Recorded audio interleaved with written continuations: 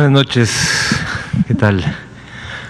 Soy el doctor Ruy López Ridaura, director del Senapres en la Secretaría de Salud. Buenas noches, saludo a todas y todos allá, los que nos están viendo desde casa o desde sus dispositivos, y también aquí a todos los compañeras y compañeros periodistas. Muchas gracias por estar aquí siempre atentos. El día de hoy, aquí en Palacio Nacional, 6 de diciembre, y listos para dar el reporte técnico de las conferencias vespertinas. Y además del reporte técnico, también haremos una descripción de las curvas epidémicas. Ahora estamos abriendo la semana epidemiológica 50 y por lo tanto ya tenemos datos más estables hasta la semana 48, y es por eso que el día de hoy aprovecharemos para dar un recorrido por las curvas epidémicas de cada una de las entidades federativas. Entonces, me voy a poner de pie para darles el reporte técnico.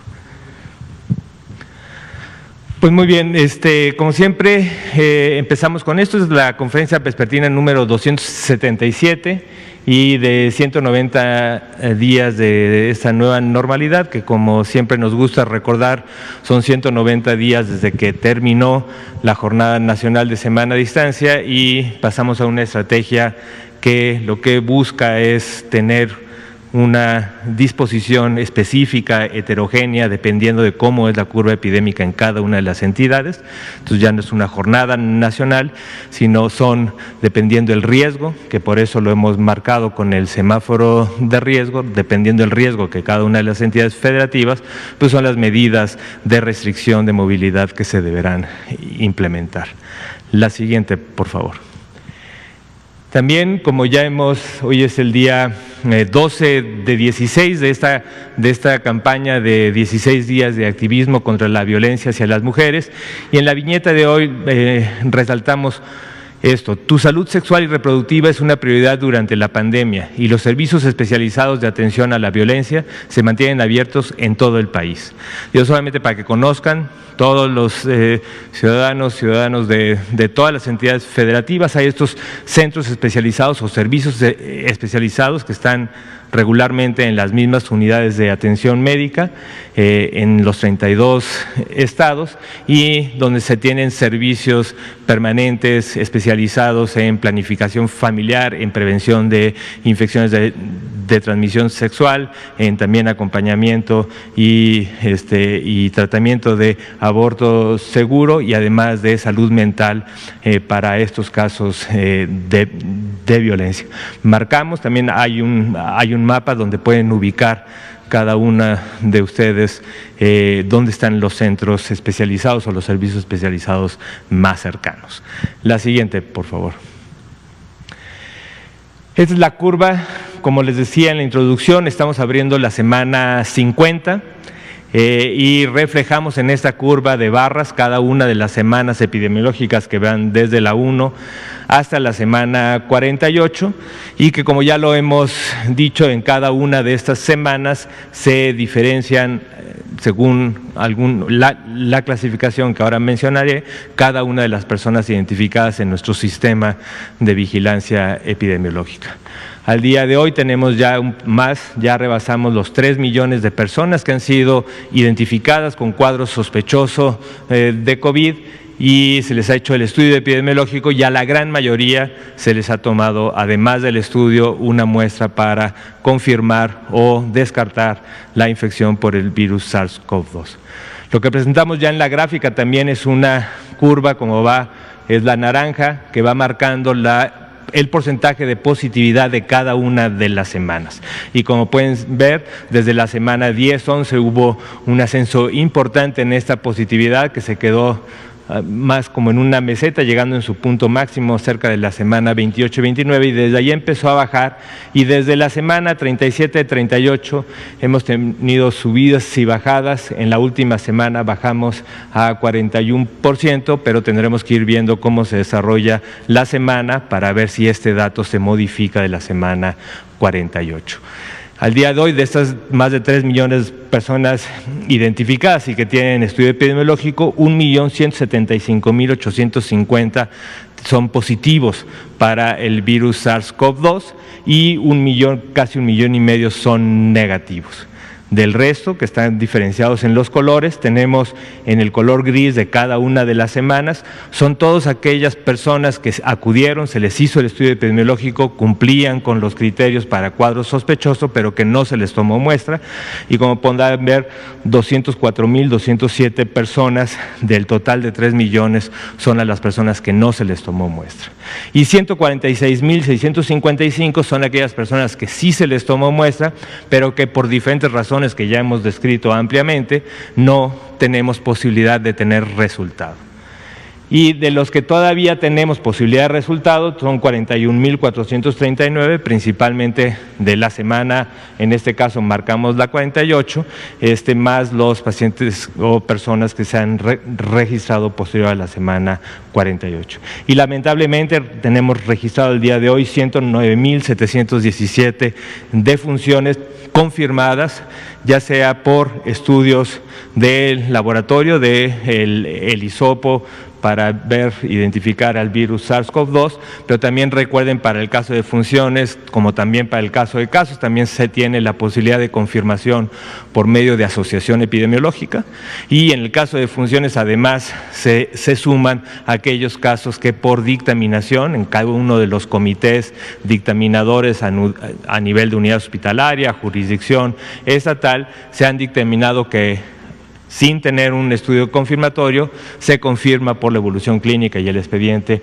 que es una defunción asociada directamente a la infección por el virus SARS-CoV-2. Como pueden ver en la altura de las barras, desde la semana 37 pues ha habido un ascenso que no necesariamente se refleja en las positividades, pero como vamos a ver, lo que hacemos con estos datos es hacer una estimación de casos, que lo que tomamos son todos los casos confirmados, y después de los casos sospechosos o sin muestra o que no tengan posibilidad de resultado, le aplicamos el porcentaje de positividad de cada semana, y así es como calculamos los casos estimados. La siguiente, por favor. Y esta es la curva nacional, que también se refleja por semana epidemiológica, y en este eje es el número de casos estimados. Y como pueden ver, en la línea azul claro, tenemos el ascenso que ya hemos descrito ampliamente, que más o menos llegamos a la semana 28, 29 en el pico más alto que tuvimos, y de ahí hubo un descenso importante hasta un punto mínimo más o menos en la semana 38, y hemos presentado un ascenso a nivel nacional, de que recuerden que es una mezcla de todas las curvas que más tarde veremos de cada una de las entidades federativas. Hemos presentado este ascenso, y lo que marcamos como 6% es el cambio que de la semana 47 a la 48 tenemos ahora en la semana 48, que es donde ya tenemos estabilidad de los datos, y estamos abriendo con un descenso de menos 6%.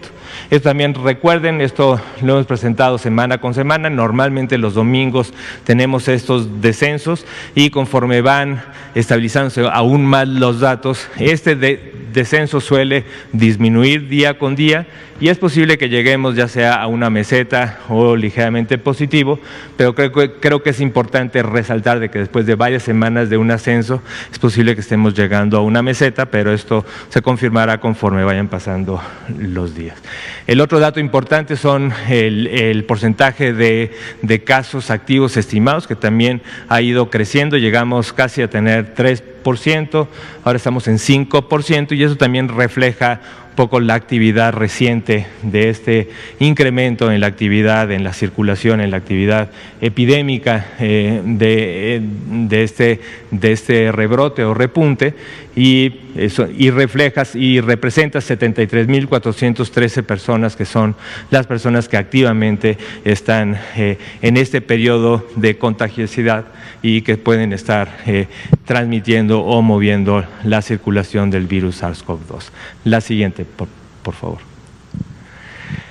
Y esta es la curva de mortalidad que también ya llevamos varias semanas presentando, en donde lo que tenemos, esto es una curva por fecha de ocurrencia de la defunción. Recuerden que las curvas previas son por fecha de inicio de síntomas, y esta es una curva que lo que refleja es el total de las defunciones que tenemos por fecha de ocurrencia, la semana en la que ocurrió la defunción.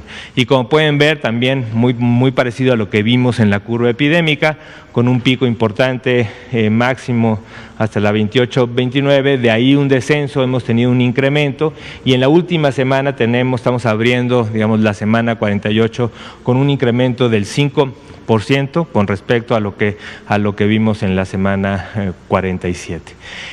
Tenemos también defunciones que no tienen muestra, por eso aquí hablamos de las defunciones estimadas, y aquí también defunciones que se quedaron sin posibilidad de resultados y que también se les aplica la misma metodología para tener una estimación más cercana a la realidad. Y también reflejamos aquí el punto máximo, la semana donde más defunciones hubo, que fue la semana 28, un total de 5.388, y en la semana 48 se presentaron 3.198, que refleja un 37% de disminución conforme a la semana de mayor número de defunciones. La siguiente, por favor. Y como pueden ver, presentamos a veces en un día, presentamos la ocupación hospitalaria de cada una de las entidades y alternamos con esta gráfica, que lo que refleja es también una gráfica de una curva epidémica donde está el tiempo aquí, este está por día, por eso se ve tanto movimiento altos y bajos, y estas son las personas hospitalizadas. Esta es la curva de hospitalización, donde tenemos tres líneas, una línea en roja que son la ocupación general, una línea azul verdoso que está reflejando el número de pacientes hospitalizados en camas para paciente crítico con ventilador, intubados, y la morada es la suma de ambas. Y como pueden ver, después de también cerca de la 29, que tuvimos el pico máximo, llegando a ese valle, ya llevamos tal vez unas 3 semanas o 4 semanas ya casi de ascenso en las hospitalizaciones a nivel nacional. La siguiente. Quiero agradecer, tuvimos, como saben, parte de la estrategia y que también se ha venido diciendo desde la semana pasada, en jueves y viernes, el viernes que estuvo aquí la doctora Oliva López, de Secretaría de Salud de la Ciudad de México. Estamos en este esfuerzo multisectorial para aumentar la capacidad rápidamente en la Ciudad de México, como se ha hecho también en otras entidades, como se hizo en Chihuahua, como se hizo en Durango, como se hizo en Coahuila, como se está haciendo también trabajando con las autoridades locales en Zacatecas, en Baja California, en esos estados donde estamos llegando a momentos de alarma, con ocupaciones por arriba del 50 o del 60% de la capacidad. Entonces tenemos que incrementar rápidamente la capacidad. Mucho de la capacidad hospitalaria se disminuyó un poco, dado que se empezó a abrir los recursos para la hospitalización para otro tipo de padecimientos. Y el esfuerzo que vimos desde la semana pasada, desde inicios de la próxima semana, es la posibilidad de que en todas las instituciones se pueda llegar rápidamente al mismo nivel que se tenía en su tope máximo en la Ciudad de México e incrementarlo un poco más. Y una de las partes muy importantes es recordar que cuando hablamos de disponibilidad de camas, no solamente estamos hablando de la cama, estamos hablando de que esta cama tiene un equipo médico, un equipo de salud, con médicos especialistas, con médicos generales, enfermeras, enfermeros, que están atendiendo, o sea, que lo necesario para atender a ese paciente, y también estamos hablando de insumos y de un equipo médico. Entonces, en este esfuerzo, que es un esfuerzo que estamos para apoyar a estas entidades, en este caso especialmente en la Ciudad de México, el gobierno de Campeche, y por eso quiero aquí externar un profundo agradecimiento tanto a su gobernador como al secretario de Salud del Estado de Campeche, en que facilitaron que podamos mover un número 24, 25 personas, médicos, médicas, enfermeras, enfermeros, algunos especialistas que vienen del estado de Campeche. Agradezco también a la Secretaría de Marina que nos facilitó el trasladarlo, y el día de hoy llegaron este equipo de salud del estado de Campeche y que se insertará en las diferentes unidades médicas de la Ciudad de México para aumentar así la capacidad. Cuestiones similares lo está haciendo también el IMSS. El IMSS también está reorganizando y llamando voluntariamente a personal de salud de entidades donde estamos con muy poca carga epidémica, especialmente aquellas entidades en verde, como este caso Campeche, Chiapas, Veracruz, que fue el nuevo estado que se incorporó al grupo de estados en verde, y estamos tratando de hacer este esfuerzo para poder tener el personal que sabemos, es un personal que también ha estado trabajando durante muchos meses, también además de agradecer al gobernador, agradecer especialmente a estas personas que voluntariamente están apoyando a la Ciudad de México y también a todos los organizadores de esto, especialmente al maestro Juan Ferrer y al doctor Alejandro Esbarch del INSABI, que hicieron también posible este traslado. La siguiente. Es una foto también del traslado en el avión de Sembar. La siguiente, por favor. Entonces vamos a ir rápidamente por cada una de las curvas, un poco por lo que creemos que es importante es porque vemos la curva nacional, pero también, dado que esto es una descripción de todo el país, es importante que también en cada una de las entidades vean lo heterogéneo que sigue siendo, no es que todas las entidades reflejan la curva que estamos viendo a nivel nacional, y vamos a ver algunas entidades que están subiendo más rápido que otras que están bajando, otras que siguen bajando, que están en el valle, y esto es útil para que en cada una de las entidades, las personas que viven en esa entidad, se den cuenta de esto, estén vigilando la curva epidémica de su estado y estén atentos a todas las disposiciones que las autoridades locales, como autoridades sanitarias, están llevando a cabo para las estrategias de mitigación y control. Entonces vamos a ver, todas las curvas van a ser parecidas a las que hemos presentado, la semana epidemiológica hasta la semana 48, y aquí el número de casos. Esta escala va a ir cambiando dependiendo de la cantidad de gente que hay en el estado, pero lo importante es la pendiente, las formas de las curvas. Y como pueden ver, Aguascalientes, que había estado desde la semana 37 con un importante incremento, superando todo lo que había pasado antes, ¿no? En esta última semana, tiene un descenso, está abriendo con un descenso de menos 18%, y creemos que este descenso de alguna forma se va a mantener durante la semana, y esperemos que conforme vayan pasando las semanas, todas las acciones que se están implementando en Aguascalientes después de este ascenso estén teniendo un efecto importante en el control de la transmisión. La siguiente, por favor. Baja California, también un estado que fue de los estados iniciales, un incremento importante llegando a su pico inicial en la semana 16, y después de un descenso lento, un poco más de meseta, pero que había llegado a un descenso importante en la semana 40, desde los últimos 2 meses ha habido un ascenso importante en Baja California, y Baja California es de esos estados donde también estamos trabajando coordinadamente a nivel sectorial con las autoridades locales para facilitar, incrementar el apoyo hospitalario y también incrementar las acciones de mitigación en la comunidad. Abre con un descenso del menos 2%, pero este sí es un descenso tan pequeño que es muy probable que al final de la semana esto siga reflejando un ascenso, tal vez no a la velocidad de la última semana, pero sí un ascenso. La siguiente, por favor.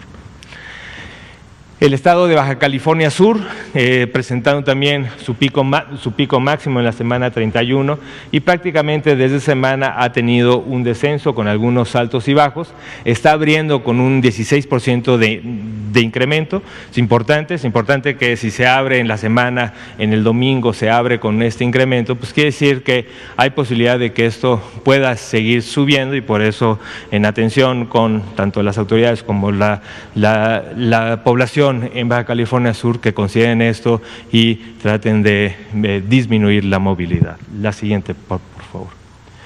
Campeche, de los estados que están en verde ya desde hace 3 semáforos, vemos una curva en la que presentó su pico en la semana 28-29 y prácticamente ha descendido prácticamente hasta su línea basal, está muy cerca de estar en su línea basal, y aún en la última semana todavía abrió con una disminución del 8%.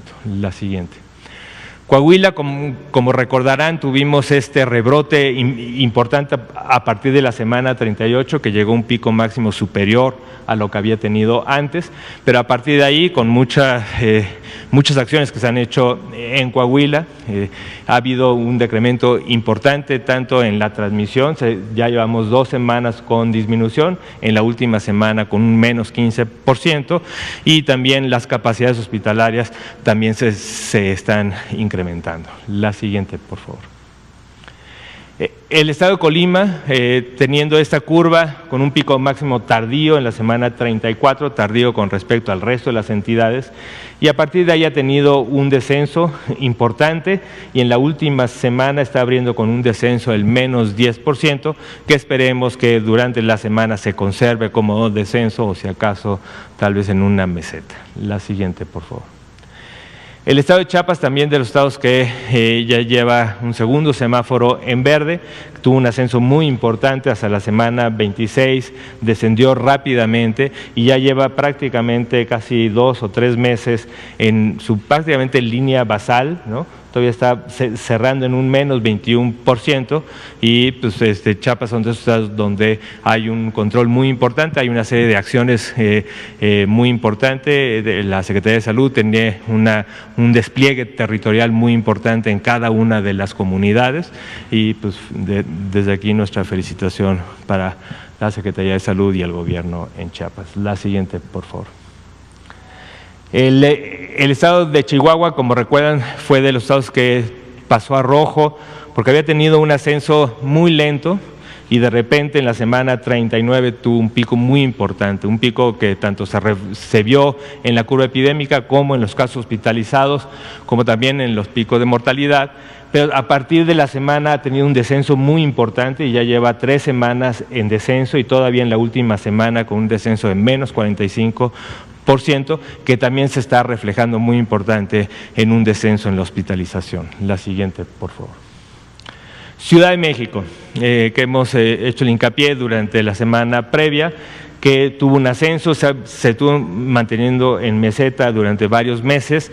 Recordar que estas entidades, o en este caso prácticamente una megalópolis, donde hay una alta concentración, tanto densamente poblada, mucha concentración de individuos y con una movilidad importante, pues son de las poblaciones que son más, representan un reto mucho mayor para su control. Y a partir de la semana 40, la Ciudad de México ha presentado este ascenso continuo prácticamente, teniendo una diferencia en la última semana del 9% con respecto a la semana 47. La siguiente. Durango también fue de los estados que pasó a semáforo rojo, y que de repente también hubo una acción muy importante y ha tenido un descenso a partir de la semana 44, donde tuvo su pico máximo durante toda la epidemia. O sea, ha tenido un descenso, y en la última semana, de la 48 a la 47, pues con un descenso muy importante del menos 21%, que difícilmente se revierte con más datos, y entonces ya veremos cómo cierra Durango, pero seguramente con un descenso considerable. La siguiente. El estado de Guanajuato es de los otros estados que han tenido un ascenso muy importante, después de un pico muy claro hasta la semana 31 y después de haber descendido hasta un punto mínimo en la semana 40. De la semana 40 prácticamente ha tenido un ascenso continuo hasta la semana 47, aunque hay este pequeño descenso en la semana 48, como es solamente del menos 4%, este pequeño porcentaje sí es posible que se revierta durante la semana, y ya sea que cerremos con una meseta o con un pequeño incremento. La siguiente, por favor. El estado de Guerrero también ha tenido un manejo y un control de la epidemia importante, donde tuvo un pico máximo, y prácticamente desde la semana 28 se ha tenido un descenso con algunas subidas y bajadas hasta llegar a esta pequeña meseta que, aunque no está en su línea basal, se ha mantenido ahí, y tuvo un pequeño ascenso en la semana 47, ahora abre con un menos 8%, y esta cantidad de menos 8% son de estos límites en donde es muy probable que al finalizar la semana todavía tenga algo de decremento. La siguiente, por favor.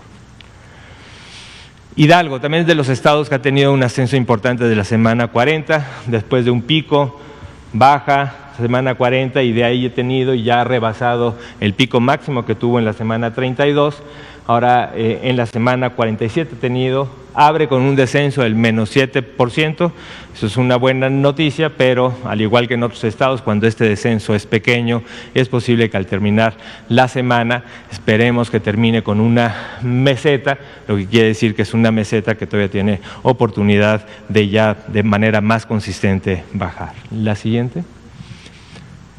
El estado de Jalisco, también después de un ascenso que se había quedado en una meseta prácticamente en su parte más alta de la curva epidémica, ahorita lleva 2 semanas de ascenso, está abriendo con un ascenso del 4% y también, al igual que la Ciudad de México, también Jalisco con su gran área urbana también refleja y representa un gran reto para el control y también pues desde aquí importante que la población en Jalisco y especialmente en el área conurbada de Guadalajara entienda esto, vea esto y trate de tener todas las medidas de mitigación con mayor hincapié. La siguiente, por favor. El Estado de México también, después de un descenso que había presentado desde la semana 33, ahorita lleva ya 6 semanas que tiene un ascenso, aunque está abriendo con un descenso en la última semana de la 48 con respecto a la 47, es un descenso del 10%, por lo que sí esperamos que posiblemente este descenso se quede muy cerca de la meseta y posiblemente mantenga algo del descenso. La siguiente. El estado de Michoacán también con un incremento que tuvo después de bajar, llegó a su pico máximo en la semana 37 y prácticamente de ahí ha descendido y lleva 5 semanas o 4 semanas en las que prácticamente está en una meseta, abre con menos 7% y ya veremos cómo cierra, que es posiblemente que se mantenga en esa meseta. La siguiente, por favor. El estado de Morelos también había ya tenido un descenso considerable, aunque se quedó más o menos en una meseta a la mitad de su curva epidémica y lleva 4 semanas en donde ha presentado un ascenso, está abriendo con un 11% el estado de Morelos y también importante, el estado de Morelos también tiene pues, una gran conexión con la Ciudad de México, también tiene una capacidad hospitalaria que ha sido reforzada pero que también es limitada y por eso también invitamos a la gente del estado de Morelos a tener todas las precauciones en estas próximas semanas. La siguiente, por favor. Nayarit con un muy buen control, desde su pico máximo ha tenido un descenso, un pico máximo más o menos en la semana 32, tenía un descenso, no hasta su línea basal, pero bastante importante, y sin embargo ahorita lleva prácticamente una semana o 2 semanas donde ha estado en esta meseta, está abriendo con un 11% y esto puede ser una señal de un repunte para las próximas semanas que estaremos vigilando y en comunicación con las autoridades de Nayarit para ver su evolución. La siguiente. Nuevo León, el otro estado complejo por el área conurbada de Monterrey, en donde después de un ascenso se ha mantenido prácticamente en una meseta, es muy parecido también cuando uno ve las curvas, parecido también a la de Jalisco con una meseta en la parte superior, pero da gusto ver que ahorita lleva 2 semanas con descenso importante, el último de casi del 20%, por lo que es muy probable que esta tendencia de descenso se mantenga y esperemos que se mantenga para las próximas semanas. La siguiente, por favor. El estado de Oaxaca había presentado también un control, una disminución importante desde su pico máximo, sin embargo se encuentra en esta meseta más o menos a la mitad de su curva epidémica, está abriendo con un menos 6%, es una disminución pequeña que sí creemos que esto posiblemente llegue a una meseta y todavía va a tener que hacer muchos más esfuerzos para lograr realmente descender hacia su línea basal. La siguiente. El estado de Puebla también después de un manejo muy bueno, con un descenso continuo que había presentado hasta la semana 38, tuvo una meseta aquí y lleva ya 4 semanas donde ha tenido ascensos, no muy rápidos, no muy importantes, pero sí ascensos, lo que también obliga a tener acciones, a hacer un poco más fuertes las acciones que permitan disminuir la movilidad y por lo tanto disminuir la transmisión. La siguiente, por favor. Querétaro es el otro de los estados donde hemos tenido un ascenso muy importante, desde prácticamente ha estado con un ascenso continuo, casi desde que inició la epidemia.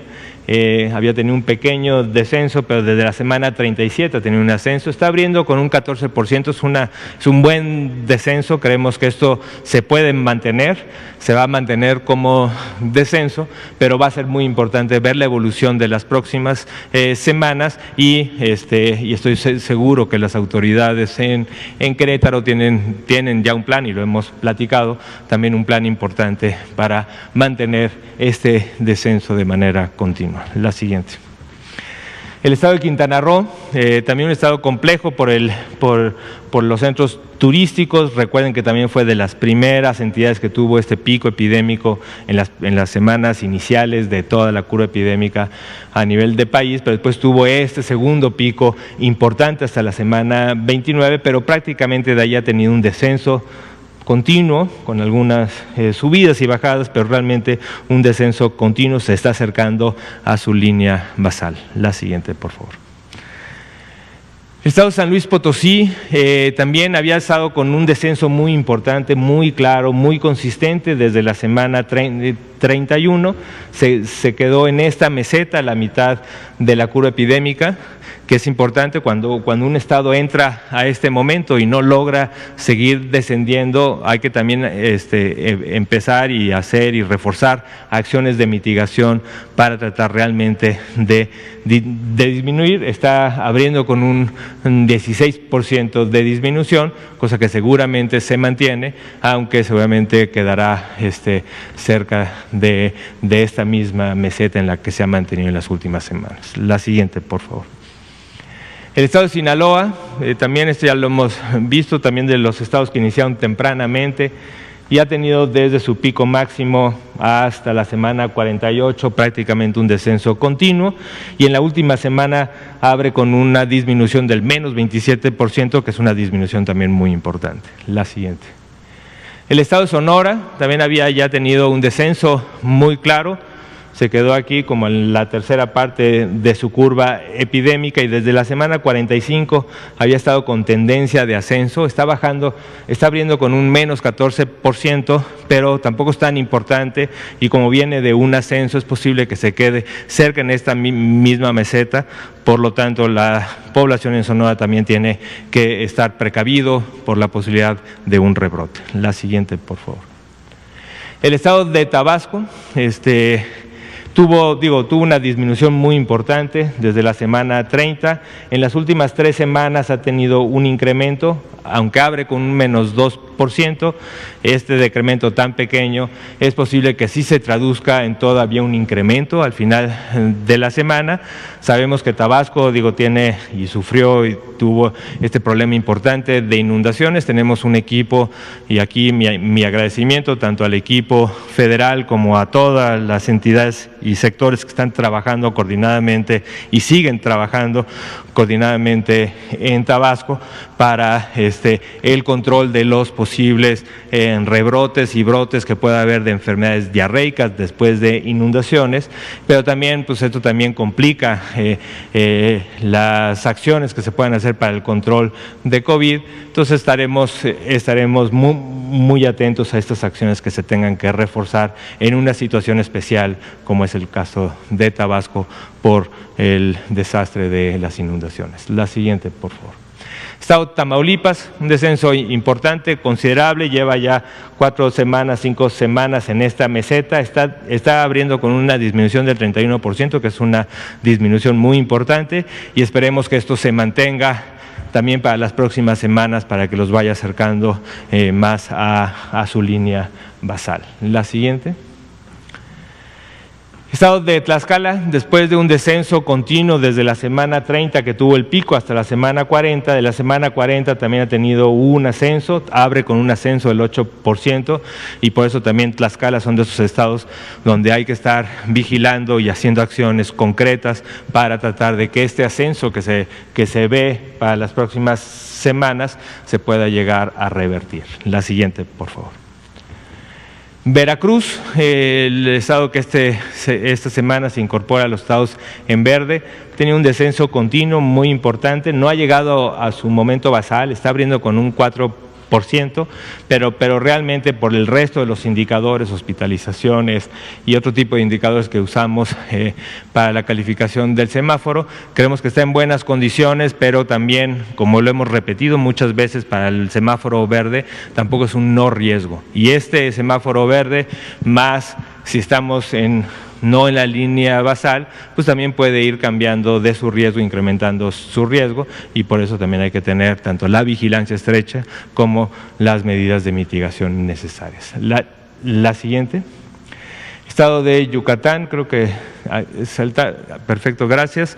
Ha tenido un control importante desde la semana 30 que tuvo su pico, ha descendido, está abriendo con menos 5%, aunque también se encuentra un poco a la mitad de su intensidad epidémica, un poco por debajo de la mitad, y esperemos que este menos 5% vaya, aunque es posible que quede en una meseta, pero en las próximas semanas se vea un descenso mayor. Y ya para terminar, Zacatecas, también de los estados que tienen un incremento muy importante, ya superando con mucho su pico que tuvo en la semana 33, y da gusto ver que después de una serie de medidas que se han hecho en Zacatecas también, abre con esta menos 17%, que es difícil que esto se vaya hasta la meseta o que incremente, seguramente va a disminuir, pero estaremos vigilando porque es también de los estados que han estado y que cambiaron hacia el semáforo rojo.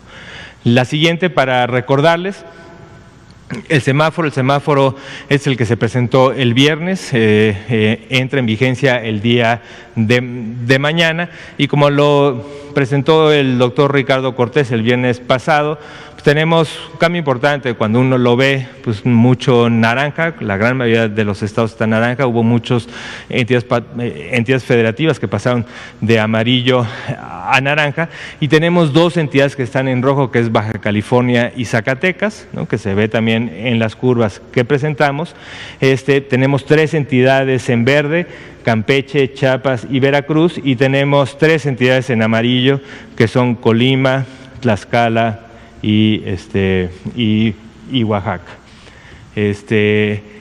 La siguiente, una cosa que es importante que también reflejamos en el semáforo, es aquellas entidades en naranja que están muy cerca del límite para pasar el rojo, y por lo tanto pues la intensidad de sus acciones tienen que ir acorde a este riesgo, y esas entidades son Sonora, Durango, Coahuila, Nuevo León, Aguascalientes, Hidalgo, Querétaro, Guanajuato, Estado de México y Ciudad de México. En estas entidades es donde este color naranja están cerca del límite con el rojo, y por lo tanto las acciones. Y aquí pues recordar tanto parte del mensaje del presidente López Obrador como de los informes y mensajes que han dado de la Ciudad de México, en el sentido de la importancia de que, independientemente que estemos en naranja, es importante aquí en la Ciudad de México, como en todas estas entidades, especialmente en las que marcamos como cerca del riesgo máximo, que es el rojo, el hacer todo lo posible para disminuir la movilidad. Y esto lo que implica principalmente es que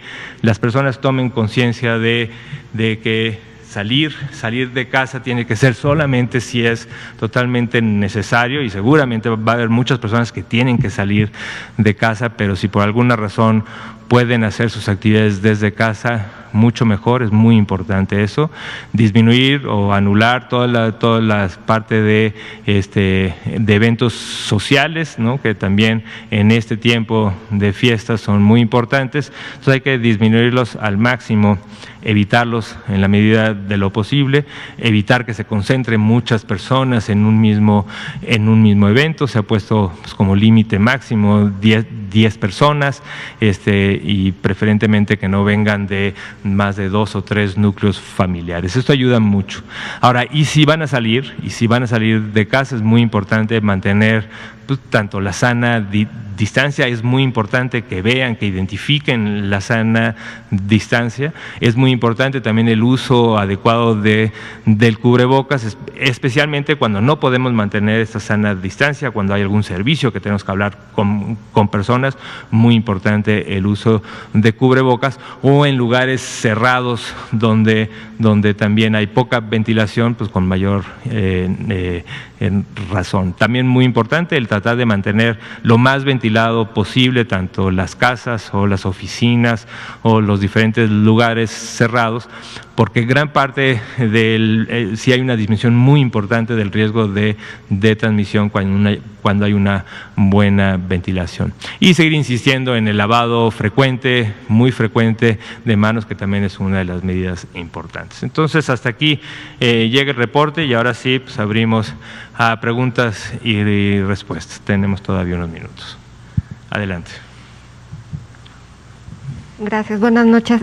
Quiero preguntarle, doctor, sobre la vacuna de Pfizer. Entiendo que son 34 millones de dosis las que se van a adquirir, y quiero saber cuánto va a costarle esto a México. No sé si tiene el dato de cuánto va a costar cada vacuna. Y también preguntarle sobre la red de ultracongelación de la vacuna Pfizer. ¿Va a comprar México la red? ¿No la va a comprar? No sé si nos puede explicar cómo se va a realizar este proceso. Y la vacuna, si me puede explicar, ¿es para prevenir la infección o cuál es, en qué consiste la labor o en lo que va a ayudar esta vacuna, por favor?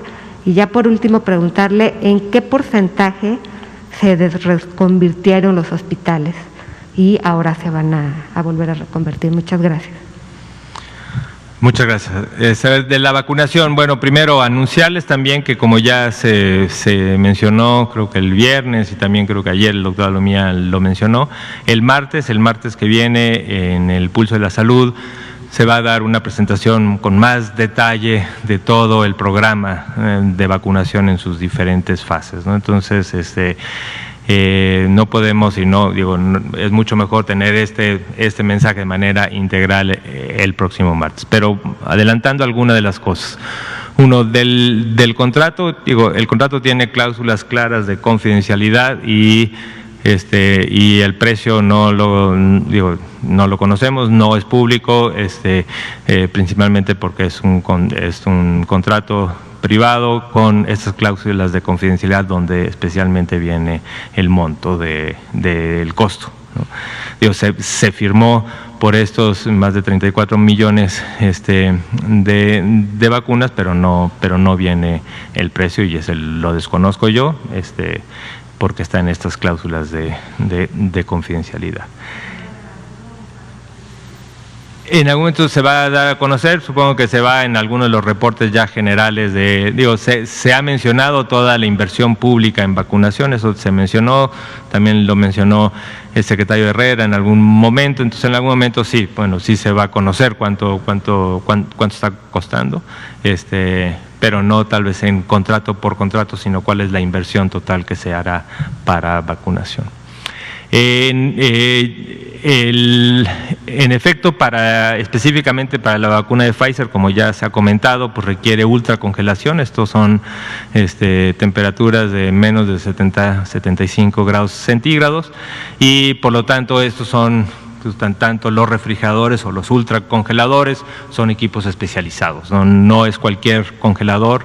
Hay ciertas cámaras un poco más portátiles que con nitrógeno líquido se puede mantener. Esto es parte de la oferta que entiendo que ha dado Pfizer para la movilidad en algunos de los trayectos, pero realmente dependemos de estructuras y por eso va a ser compleja. Eso se está trabajando y es parte del trabajo que está haciendo el equipo operativo junto con el grupo asesores, y eso es parte de lo que se presentará el martes, exactamente el plan progresivo, grupos prioritarios, lugares prioritarios donde se va a iniciar la primera fase de estas primeras 250,000 dosis que llegarán, esperemos en este mes, y cómo se van a ir aplicando.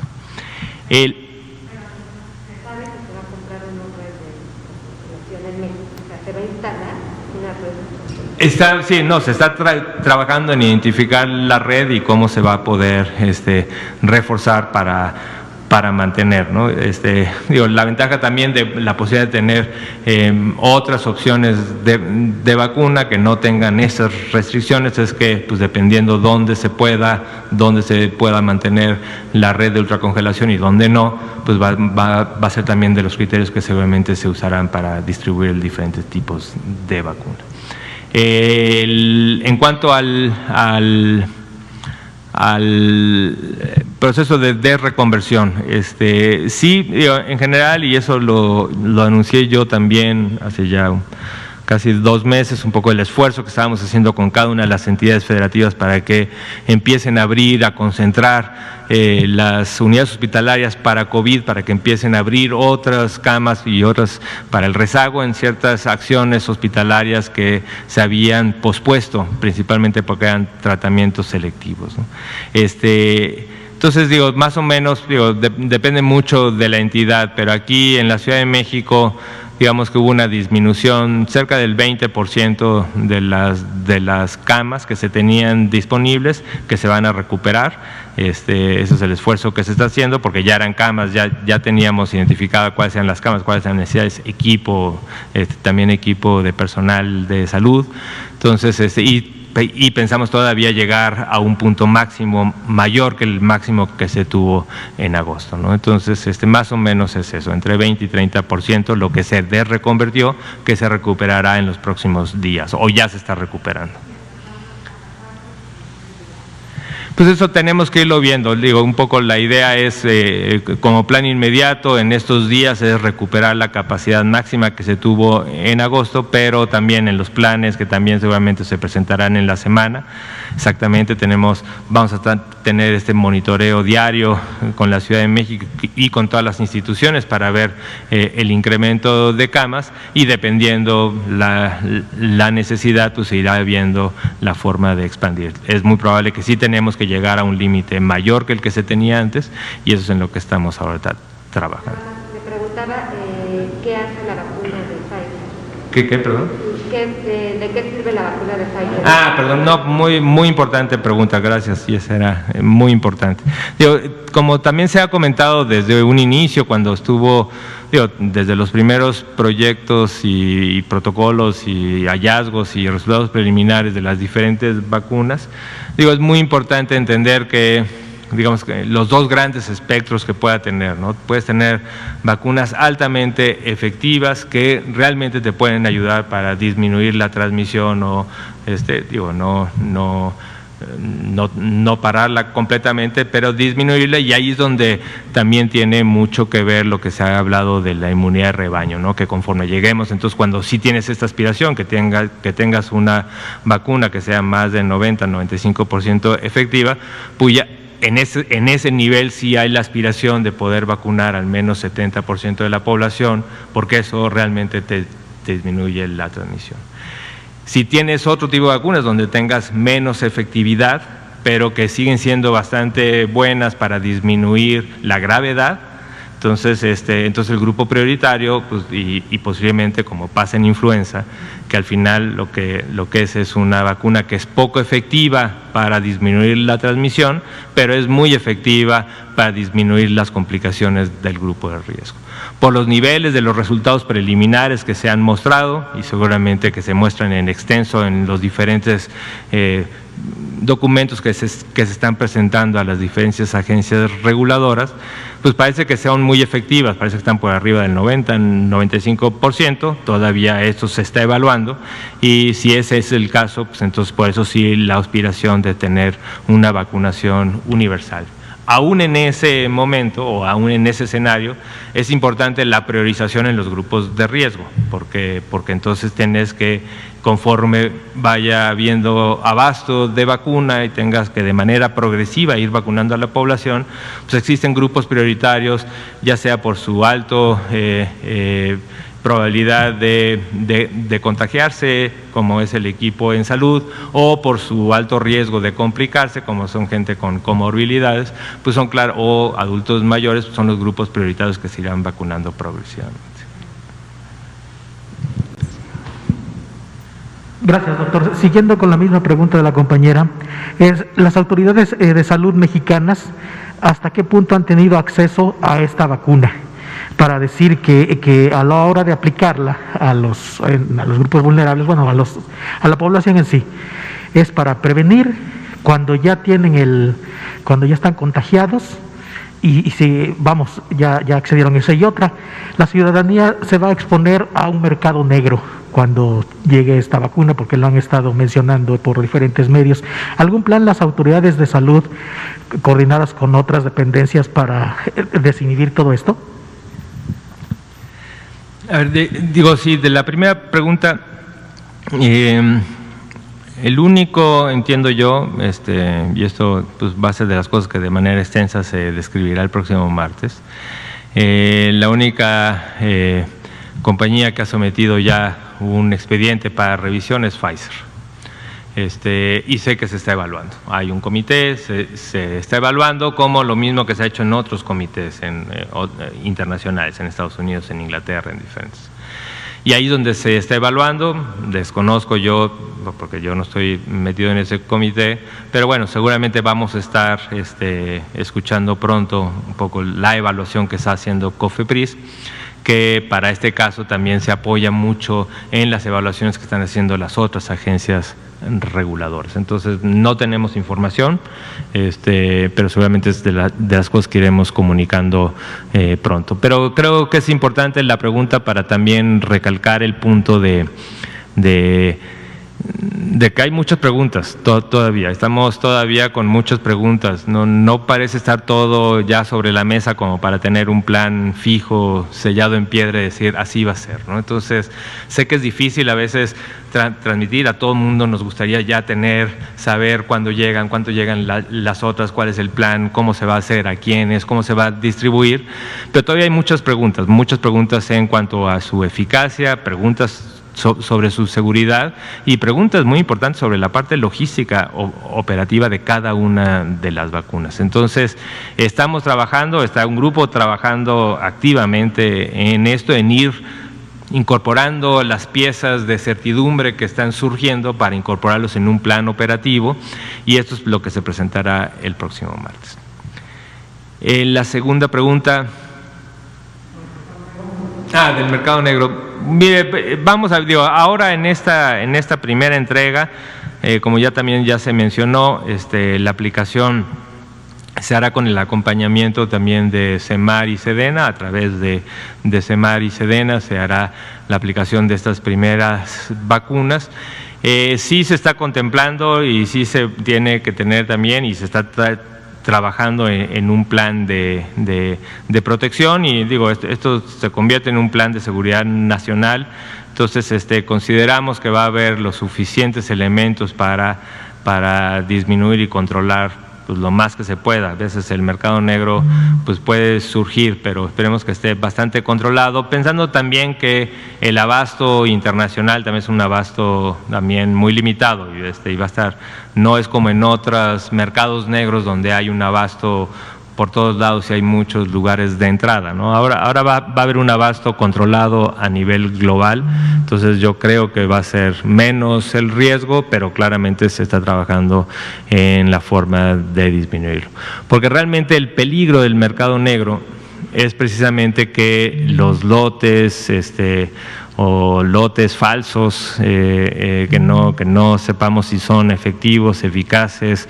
Entonces, por eso pues la importancia de sí mantener claridad y comunicación con la población de cuál es la forma, dónde se aplica, dónde se van a aplicar las vacunas que está comprando el Estado, y eso lo tiene que tener claro la población, porque si la misma población busca alternativas, pues está fomentando este mercado negro, que bueno, si fuera la misma y eficaz, pues bueno, está muy mal y es ilegal, pero lo más probable es que no vamos a tener la seguridad de que sean vacunas seguras e igualmente efectivas. Entonces es contraproducente, es casi como llamar a la población que no participe en este mercado negro.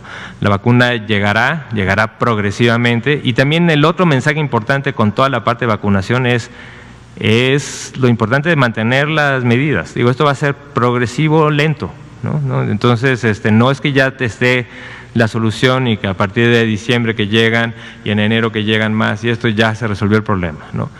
Esto va a ser progresivo, lento, y la población tiene que entender que todas las medidas que se están haciendo, especialmente la identificación de los casos, especialmente aquellos casos sintomáticos que tengan factores de riesgo, la necesidad de ir tempranamente a atención médica, el rastreo de contactos, que cada persona identifique a sus contactos, que los contactos de casos positivos sepan que son contactos para poder ir monitoreando su mismo estado de salud, pero especialmente las medidas de mitigación comunitaria, la sana distancia, el lavado de manos, el uso correcto de cubrebocas, eso vamos a tener que vivir varios meses, ¿no? Digo, esto es una cosa que vamos a tener en lo que la vacuna progresivamente va avanzando, en este mar de incertidumbre que aún se tiene, pero que se está trabajando con un plan operativo específico.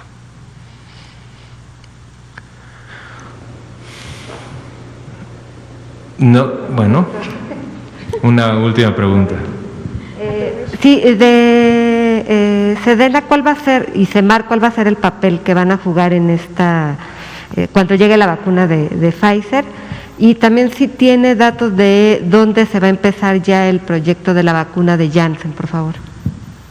Sé que el proyecto de Janssen ya está empezando en estos días, ya está autorizado y ya está empezando, donde desconozco, pero con gusto le comunicaré al doctor. O sea, sé que hay varios centros y sé que en la Ciudad de México están participando, o está el plan de participar en varios centros de la Ciudad de México, pero desconozco exactamente cuáles son los centros, pero sé que están iniciando ya. Y de la participación de Sedena Semar, yo también pediría que mejor esperemos a la presentación del plan. Sé que principalmente es en recibirlas, resguardarlas, pero también en aplicarlas. Entonces, dónde, cómo, todo eso se presentará el próximo martes. Entonces, tengan paciencia. Pues muy bien, pues muchísimas gracias. Son las 19:57, entonces con esto terminamos y nos vemos mañana seguramente en la conferencia vespertina. Que tengan una bonita noche. Hasta luego.